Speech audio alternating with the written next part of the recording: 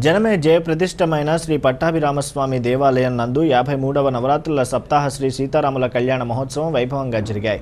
కడప జిల్లా పోరుమామిళ్ల మండలం చల్లగరిగిల్లలోని శ్రీ పట్టాభిరామస్వామి ఆలయంలో శ్రీరామనవమి వేడుకలు వైభవంగా జరుగుతున్నాయి.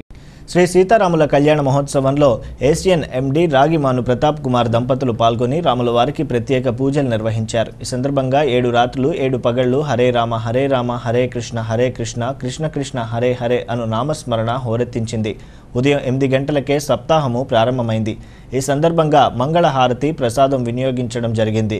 శ్రీరామనవమి సందర్భంగా సాయంత్రం 3 గంటలకు బండ పందెములు నిర్వహించారు. ఇందులో గెలుపొందిన వృషభ రాజములకు ప్రథమ బహుమతి కింద 60,000, ద్వితీయ బహుమతి కింద 30,000, తృతీయ బహుమతి 15,000, నాలుగో బహుమతి 10,000, ఐదవ బహుమతి 5,000 రూపాయలు అందించడం జరిగింది. అనంతరం కులుకు భజన నిర్వహించారు.